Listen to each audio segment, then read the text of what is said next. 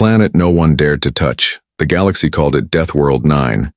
It was not its real name, but that's what everyone used. The reason was simple. Nothing survived there for long. The air was heavy with poison. The storms had electric fire. The ground moved, cracked, and swallowed machines whole. But the worst part? The creatures. Deathworld 9 was home to the most dangerous animals in the galaxy. Some were taller than starships. Others moved silently in the shadows. All of them had teeth, claws, venom, or strange powers that no one could understand. The strongest. Alien soldiers had gone there once, they never came back. Even robots sent to explore got torn apart in minutes. Everyone agreed. Deathworld 9 must be left alone. Then, something strange happened. A human landed on the planet. His name was Jonah. He was not a soldier, not a scientist, not even a spy. He was just a man with a beard, a backpack, and a smile. He didn't wear a suit or carry a weapon. All he brought was food, a small camp kit, and a strange box that made music. The Galactic Council thought it was a mistake. Maybe he crashed. Maybe he was lost. But no, he had gone there on purpose. "Humans are insane," said one alien ambassador. "This is suicide."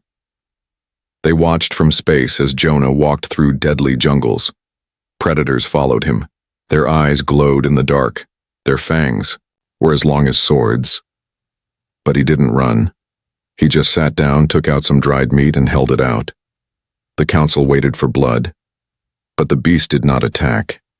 It sniffed the meat, took it gently, and laid down near Jonah. Then it rolled over like a dog waiting to be scratched. Alien eyes widened across the galaxy. "He is not dead," whispered one shocked general. "He made it purr?" Another beast arrived. Then another. Soon 5 of them sat near Jonah like pets around a campfire. Jonah smiled, laughed, and even named one of them Snuggles.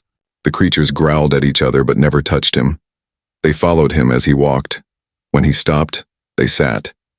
When he slept, they guarded. The video was sent everywhere. On every planet, people played the recording again and again. "How?" they asked. "Why?" Alien scientists guessed maybe humans gave off a strange smell. Others believed humans had some hidden tech. One theory said Jonah had tricked the beasts. But deep down, they all feared something else.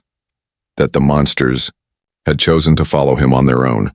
The council sent a team of trained alien tamers, the best in the galaxy.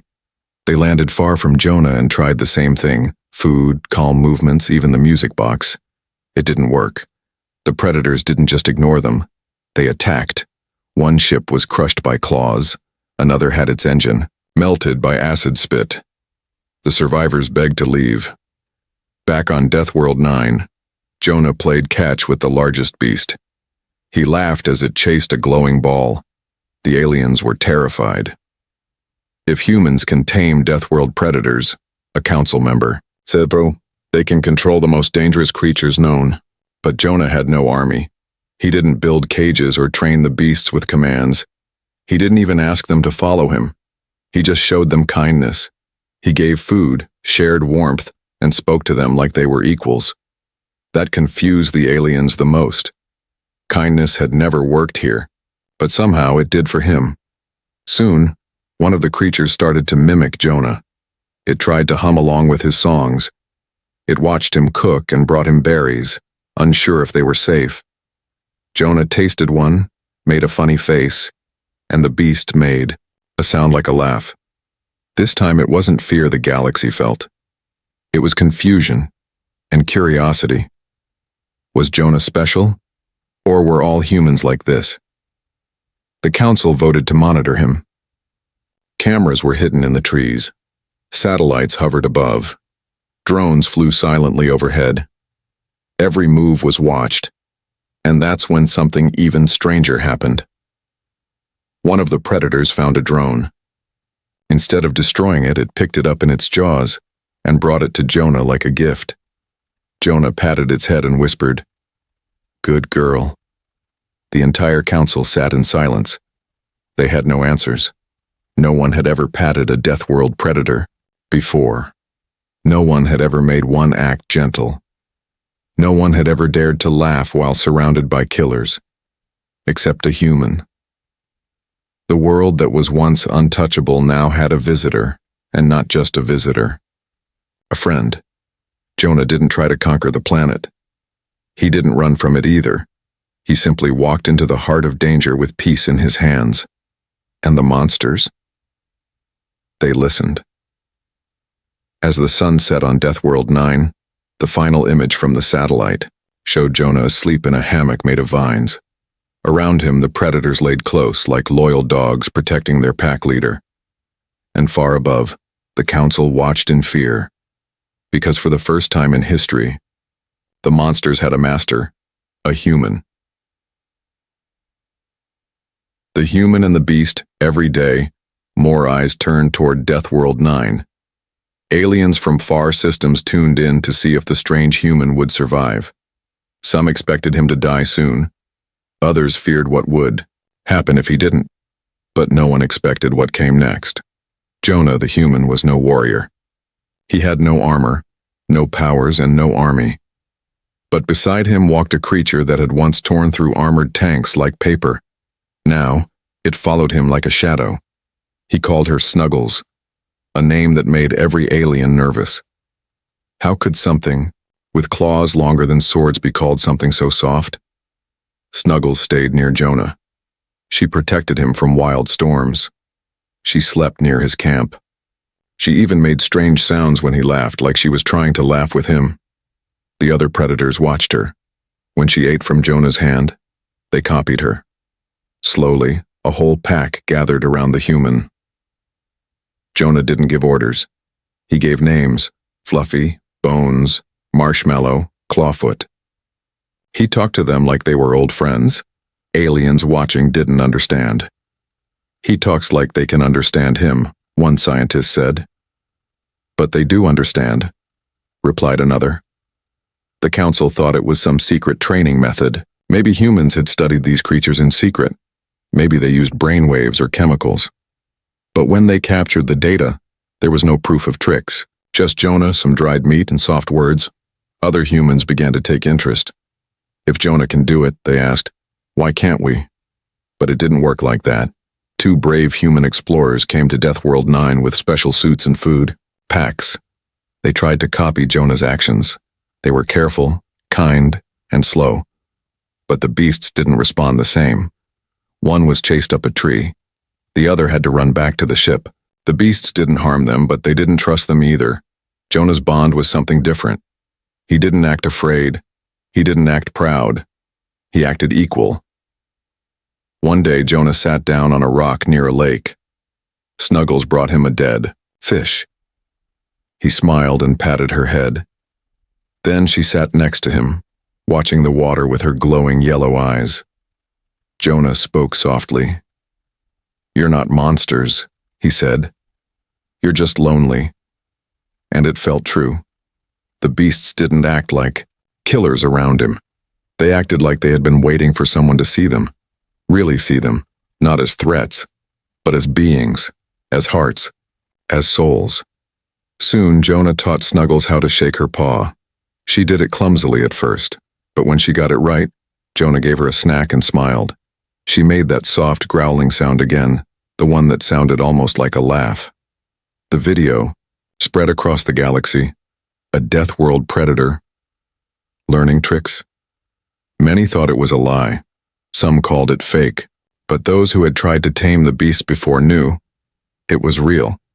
Alien planets started sending teams to learn from Jonah, but he refused to turn his beast into tools.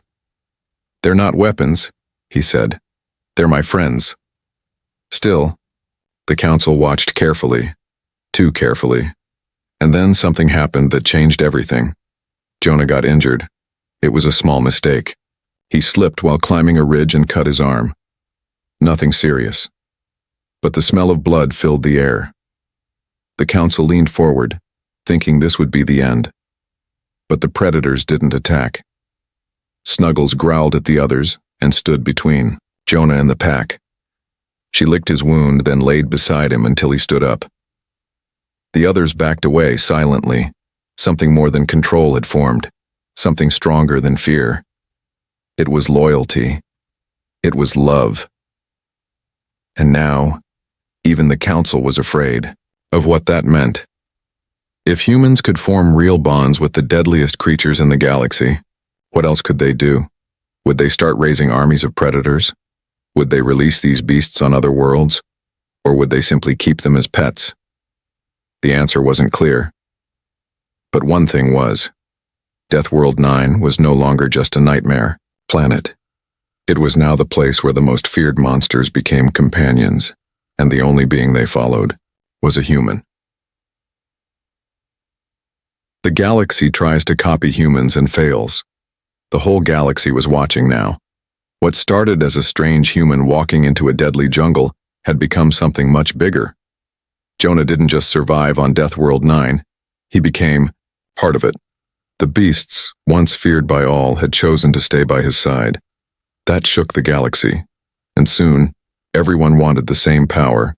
Alien governments, empires, and private companies sent teams to the planet. They wanted to tame the predators too. If one human could do it, maybe others could.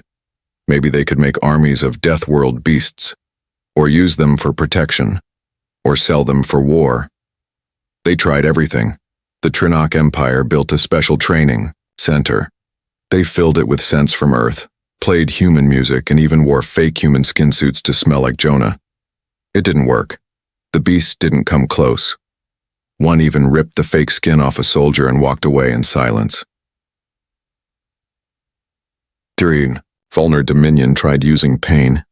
They trapped a beast in an energy cage and shocked it again and again.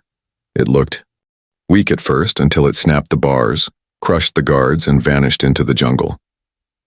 None survived. Then came the peaceful offers. One alien group came with flowers and gifts, another with fine food and sweet sounds. The predators stared at them and walked past. No growls, no interest, just silence. Again and again, the galaxy failed. They copied Jonah's actions, but not his heart. They didn't understand the truth. Jonah never tried to control the beasts. He didn't force them, fear them, or test them. He accepted them. He shared space, food, and respect. Where others saw monsters, he saw living beings. The others only wanted to use them. The predators knew the difference, and they rejected every copy. Back on Deathworld 9, Jonah was now living deep in the jungle. His camp had grown. The beasts brought him things, bones, berries, strange glowing stones. He kept them in a little pile. He didn't use them. He just said, "Thank you." That was enough. Snuggles still led the group. She had become more than a pet. She was a leader, a protector, and a mirror of Jonah's kindness. When a new predator joined the group, she sniffed it, watched its movements, and then brought it to Jonah for approval. Alien scientists were confused. The beasts were creating their own rules now. They had a structure, a way of thinking, a sense of family, and Jonah was at the center of it. The council grew more nervous each day. "This is not natural," said one alien general. "It's dangerous. What if he sends them to attack us?" But Jonah didn't attack anyone. He didn't send messages, demands, or threats. He just lived, smiled, and loved the creatures that the galaxy feared most. Even worse for the council, videos of Jonah and his beast friends had gone viral across space. Some humans laughed and called it beast talk. Others cried watching him hug a monster's giant head. Children everywhere asked their parents, "Can we get one too?" Alien leaders panicked. They tried to ban the videos. Too late. A movement had begun. People on other planets started adopting strange creatures, even dangerous ones. They copied Jonah's calm voice, his soft hands, his peaceful smile. Most failed. Some got hurt. But a few saw results. Some predators, when treated like friends instead of enemies, began to change. The idea of kindness spread. It was slow, small, but real, and the council hated it. They called an emergency meeting. Humans are breaking natural law, one elder said. This must stop before the galaxy becomes a zoo. But others disagreed. A quiet voice said, maybe they're not breaking nature. Maybe they're fixing it. And that was the fear no one wanted to speak aloud. Maybe the humans weren't just special. Maybe they were meant for this. Maybe they had something no other species had, the power to bond with the wild, not by force, but by heart. Jonah never knew all of this was happening above him. He was busy playing a simple game of chase the stick with two large beasts and laughing when one tripped over its own tail. To him, they weren't weapons or tools. They were friends, and that made him more powerful than any army. New pets or new weapons, the galaxy was now divided. Some believed humans were doing something beautiful. Others thought it was the beginning of a nightmare, because what the aliens saw next didn't look like peace anymore. It looked like power. Jonah's beasts had grown bigger, stronger, and more organized. They followed signals.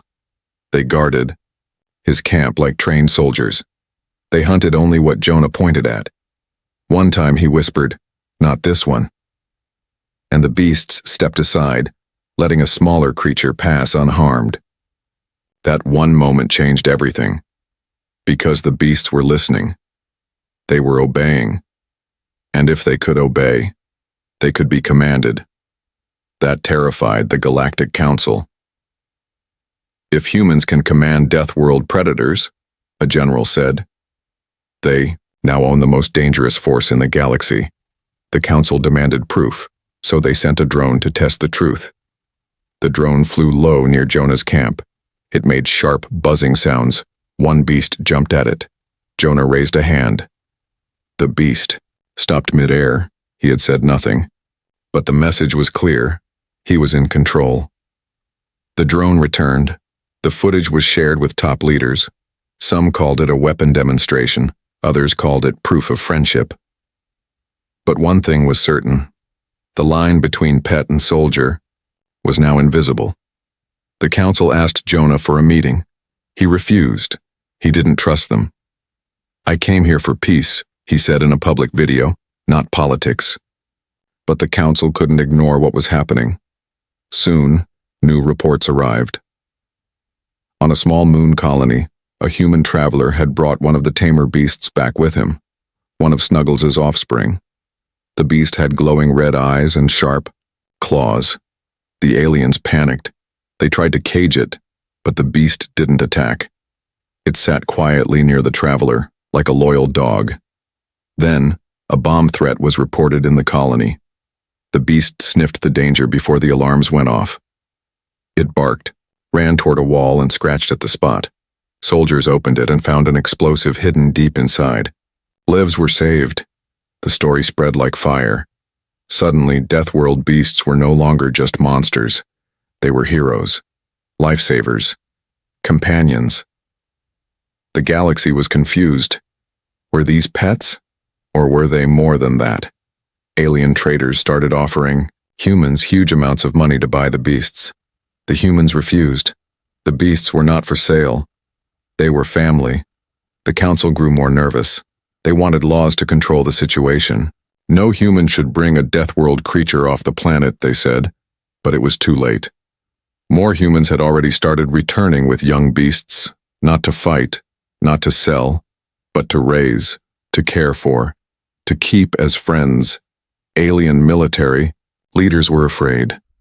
Today they walk beside their humans, one said. Tomorrow they may walk into our cities, and we will not be ready. The strange thing was, the beasts never showed aggression unless someone tried to hurt their human.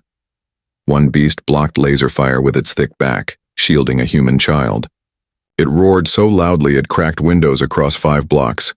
Then it chased the attacker into the forest. The child survived with only a scratch. The aliens started asking different questions. Maybe these weren't weapons at all. Maybe the humans had simply found a way to bond with beings that no one else dared touch. Still, whispers continued. They follow orders. They kill when told. They sit when told. That's not just love, that's power. And they weren't wrong. Jonah never called himself a leader. He never wanted to control an army. But the truth was clear. If he pointed, they would move. If he spoke, they would listen. And if he was ever in danger, they would destroy anything to protect him.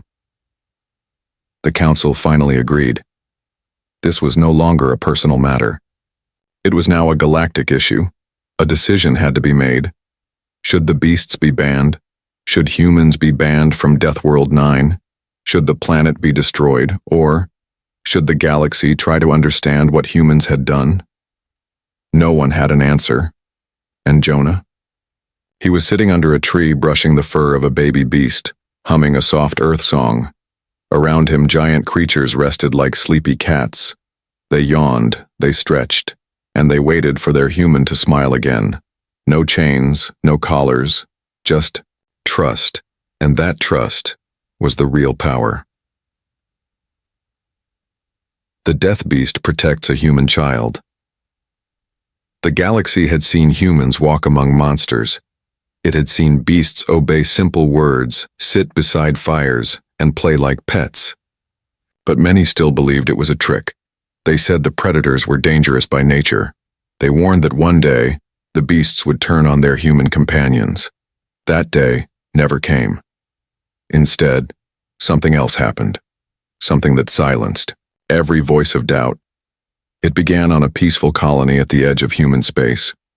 Families lived there, children played in open fields. One family had brought a young Deathworld beast, a gift from Jonah himself. The creature was still growing. It had sharp teeth, glowing blue eyes, and a roar that could shake the walls. But it never roared in anger. The colony had been nervous at first, but the beast, named Pebble, was calm. It followed a human girl everywhere. Her name was Mia. She was 5 years old and barely came up to the beast's knee. She called him her big furry friend. Pebble let her climb on his back, braid flowers into his fur, and nap curled up against him. Then one day, everything changed. A fire broke out in one of the colony's buildings. The alarms blared. The ground shook. People ran. Parents screamed for their children. The wind carried thick smoke. And Mia was missing. Her mother cried out, falling to her knees. Then came a sound, deep, thunderous, powerful, a roar. Pebble charged into the flames. Security bots shouted warnings. Officers tried to stop him, but nothing could hold the beast back. He smashed through the fire, ignoring the heat, searching for the little girl. His fur caught fire.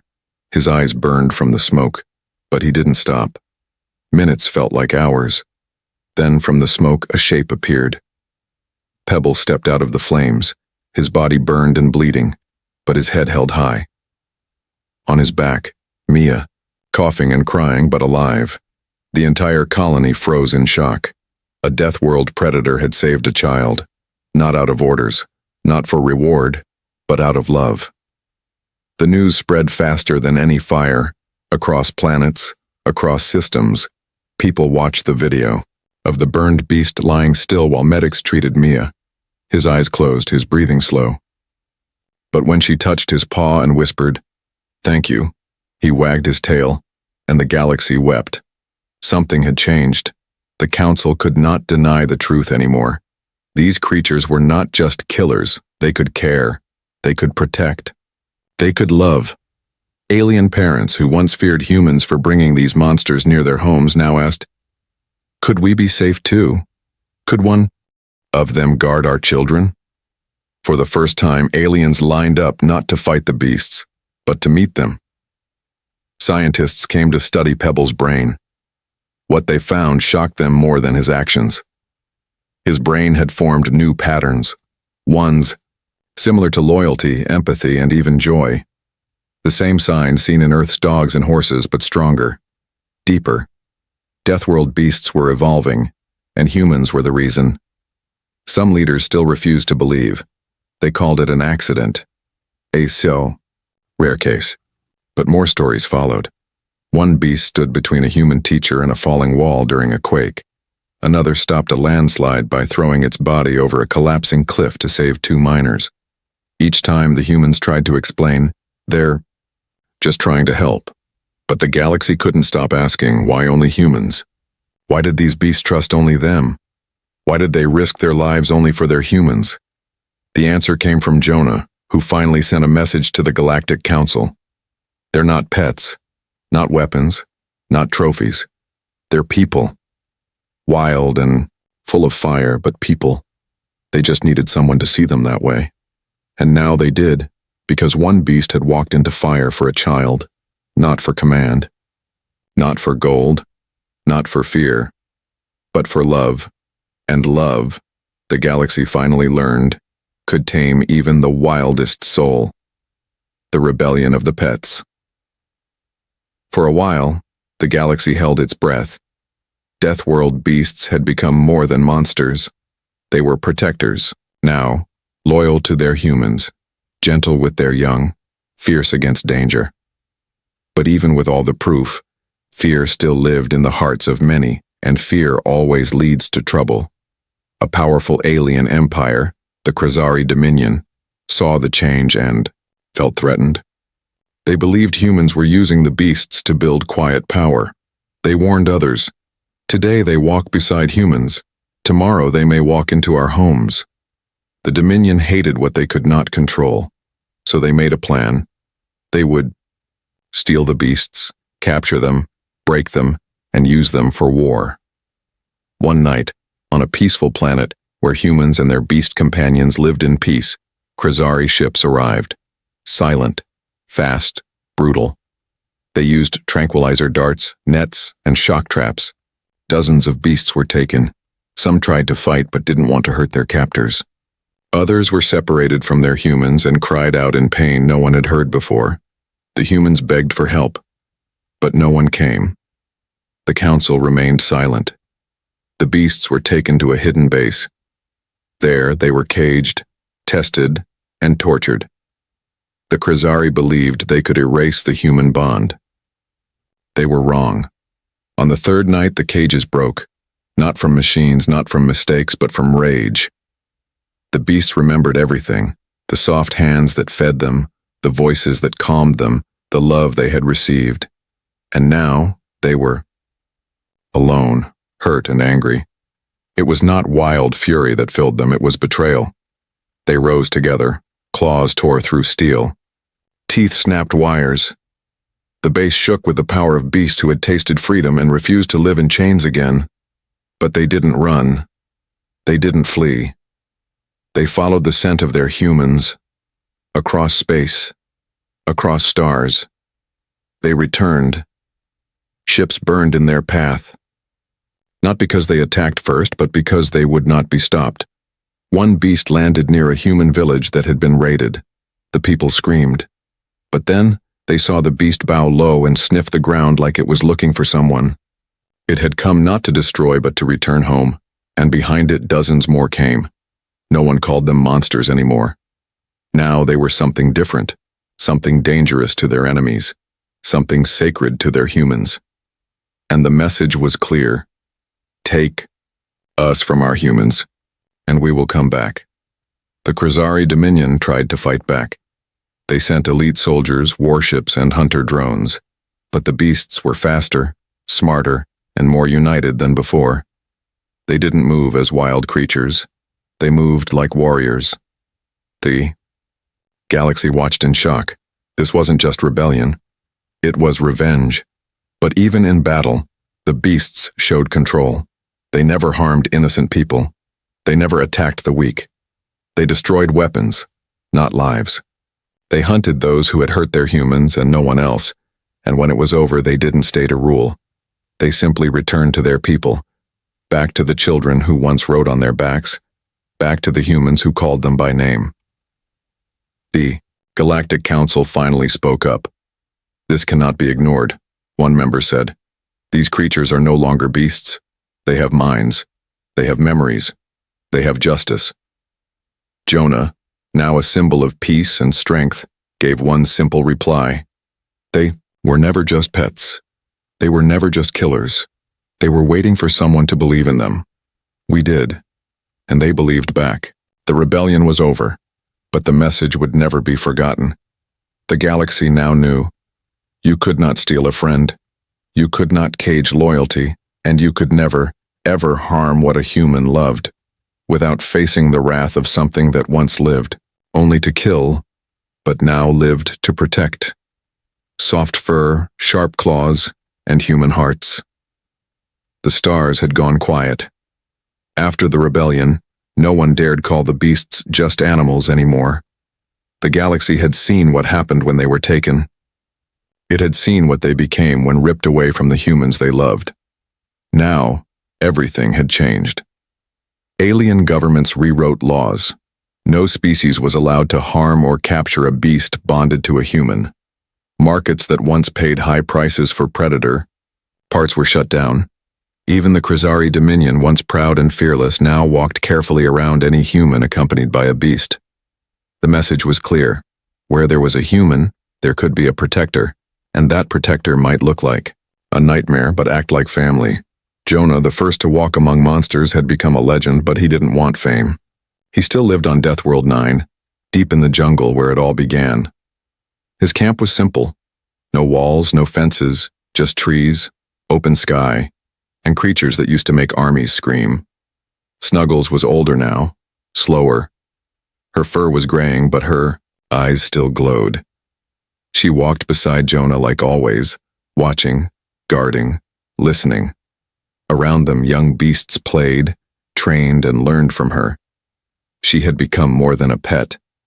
She was a mother to a new generation. One day, a group of alien students arrived. Not warriors, not hunters, just curious young minds. They wanted to see what made these creatures so different. Jonah welcomed them. He didn't give a lecture. He just sat in the grass, scratching behind Snuggles' ear, and said, they were never monsters. They just needed kindness before anyone gave it. One brave student stepped closer. A young beast sniffed her hand and licked it gently. She cried, not from fear, from understanding. That day, something else shifted. Beasts began living not just on human planets, but in alien cities too. They guarded schools, helped in rescue teams, and brought comfort to lonely hearts. Where once they were seen as weapons, now they were seen as healers. Even war generals admitted, no armor, no gun, no wall has protected our people like these creatures have. But the question remained, why humans? Why did the bond never form with other species? Many tried. Some even succeeded, slightly, but it was never the same. The beasts obeyed others, but they loved humans. It wasn't about strength or intelligence. It was something else. Something deeper. Perhaps it was because humans had once tamed wild wolves and made them dogs. Perhaps it was because humans were flawed, loud, emotional, yet soft inside. Or maybe, as one alien poet wrote, it takes a heart that knows pain to hold a creature born of pain. Whatever the reason, the bond was real and unbreakable. Years passed. Snuggles' final days came gently. She lay in the sunlight, breathing slowly with Jonah's hand resting on her giant paw. She had lived, longer than anyone thought possible, longer than most of her kind. Not because of medicine, but because of love. She died with her head resting against Jonah's chest. And when the galaxy heard the news, entire planets held moments of silence. Not for a beast, but for a hero. A statue was built, not of Jonah, but of Snuggles, sitting proud, strong, and kind. At its base were carved the words, soft fur, sharp claws, a heart that chose love. And above her, forever watching, was a small human figure, smiling. Jonah never stopped living on Deathworld 9, but now, others lived there too, not to conquer, not to study, but to learn, to grow, to connect. And every new traveler knew, the planet was not a death world anymore. It was a world of second chances. The beasts, once nightmares, were now symbols of hope. And humans, they were no longer seen as reckless or crazy. They were seen as the only species brave enough to reach out a hand and gentle enough not to close it into a fist.